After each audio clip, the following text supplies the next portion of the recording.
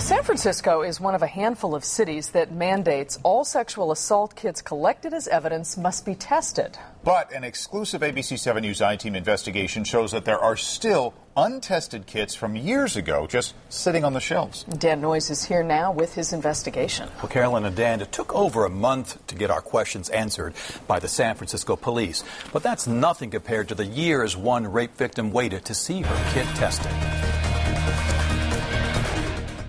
I think something really bad happened to me today. I think that I was drugged. I think that I was raped. That's what Heather Marlowe told her friend after she was assaulted in May 2010 during Beta Breakers.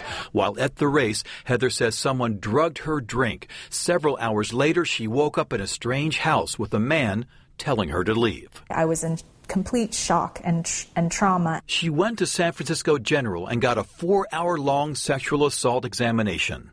It's not pretty. It's very invasive. Marlowe remembers a police detective saying her sexual assault kit would be tested soon. But the months turned into years and her kit remained untested. The SFPD informed her the case was not a priority. Is that hard to hear? Yeah, it's horrible to hear. San Francisco police declined to speak about Marlowe's case, citing confidentiality. But the department's handling of sexual assault kits has changed. Every kit that we get at the crime lab is tested. The San Francisco Board of Supervisors passed an ordinance in December 2010 mandating the SFPD test every sexual assault kit, the goal within 2 weeks. The measures put in place at our crime lab since 2010 have all but guaranteed that there won't be another victim like Ms. Marlowe that has to wait. But the SFPD has not gone back to test kits from before the ordinance was passed. In fact, after our Public Records Act request, SFPD brass told us they have 196 untested kits from 2009 and 2010 in their property room. Because of our investigation, all 196 cases are being reviewed. The SFPD is also conducting a full audit of its property room to see how many untested sexual assault kits are there from before 2009.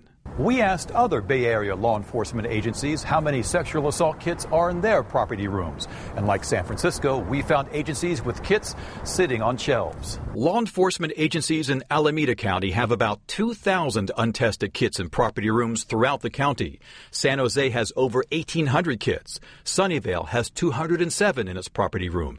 And the city of Santa Clara has 49 untested kits. The kits that we do send down are where there is physical evidence located during the exam, and we have a whodunit type of case. We don't know who the perpetrator is. Agencies we spoke with say sexual assault kits are not tested when the suspect is known and consent is not an issue. They believe no biological evidence has been collected, or the victim does not want to move forward with the case. When we are able to identify sex offenders, we prevent other victims. Alameda County District Attorney Nancy O'Malley is working on getting her county's 2,000 untested sexual assault kits to a lab. But it's not cheap. It costs $800 to $1,200 to test a single sexual assault kit. You have my DNA, you have the suspect's DNA. Back in San Francisco, Heather Marlowe wrote a one-woman show about her assault. She says an audience member pressured the SFPD to finally test her kit 2.5 years after her rape. She believes without that pressure, her kit would be part of all those we found, sitting in the San Francisco police property room. She feels for the victims of untested kits throughout the Bay Area. There's part of me that just glazes over. It's just so hard to hear. No one has been arrested in Marlowe's case, and the SFPD has not given us a time frame for when it will complete its property room audit. Now, here's the most important point. To give you an example of what could happen when a city tests all of its kits, Detroit officials say after only testing 153 of its property room backlog, they caught 20 serial rapists. They were identified and caught because of testing every kit, and that's the important point. Our investigation continues tomorrow night on ABC 7 News at 6. We'll look deeper into how Bay Area agencies are handling their sexual assault kits. The ABC 7 News I-Team reveals tonight that Bay Area law enforcement agencies are not always testing DNA evidence collected in rape investigations. It's really amazing. Thousands of untested sexual assault kits are sitting on shelves now of local police departments. And the I-Team's Dan Noyes is here now with an update to an investigation we first reported on ABC 7 News last night at 11. Well, Carolyn and Dan, advocates and survivors tell us all sexual assault kits should be tested. It could help convict the attacker and possibly link him to other crimes. And at the very least, it sends the message to the victim that police are taking the crime seriously.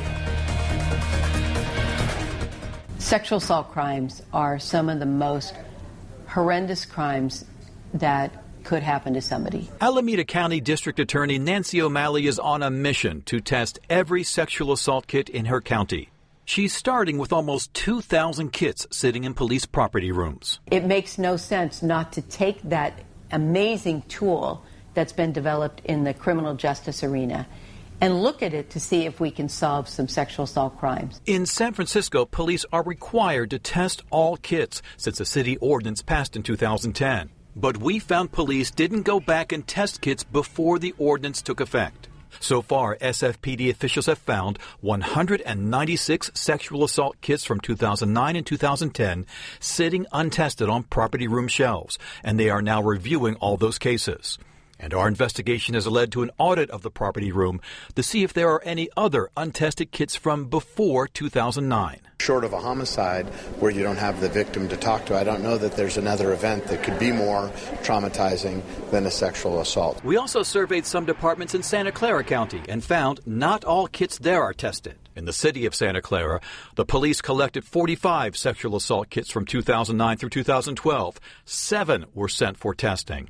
The department has a total of 49 untested kits in its property room. We test all kits that are required to be tested to prosecute a case. The Sunnyvale Department of Public Safety collected 53 kits from 2009 through 2012. 12 were sent for testing.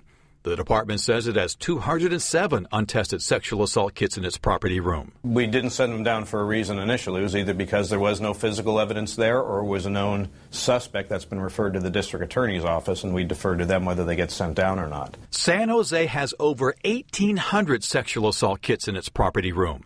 Terry Harmon oversees the Santa Clara County DA's sexual assault unit.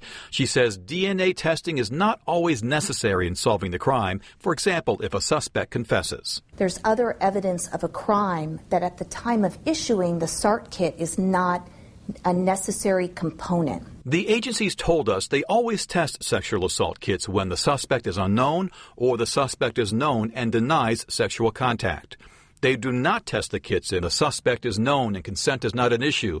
They believe no biological evidence has been collected or the victim does not want to move forward with the case. It's almost like re-victimizing the victims. Natasha Alexenko is a sexual assault survivor and advocate. She believes all kits need to be tested, even when the suspect is known. She says not testing might leave a criminal on the streets. We have tools to tie them to other crimes, and we're not using it. I mean, what a failure of justice. Alexenko is helping Alameda County and other agencies across the country raise private funds to test the evidence. It can cost $800 to $1,200 to test a single kit.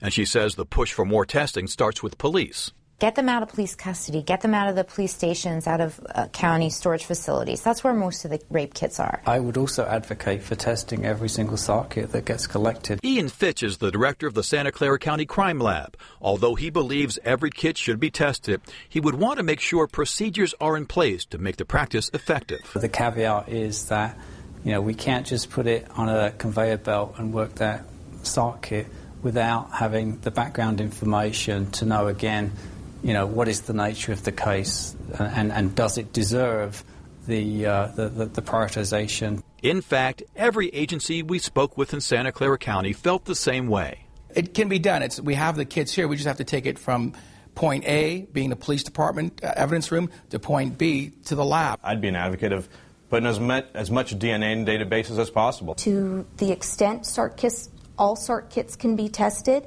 you certainly wouldn't get an objection from members on the sexual assault team.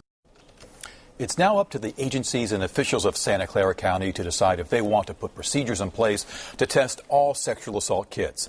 And money might be a factor. Cash-strapped departments may not be able to afford testing every kit, but it could be worth it.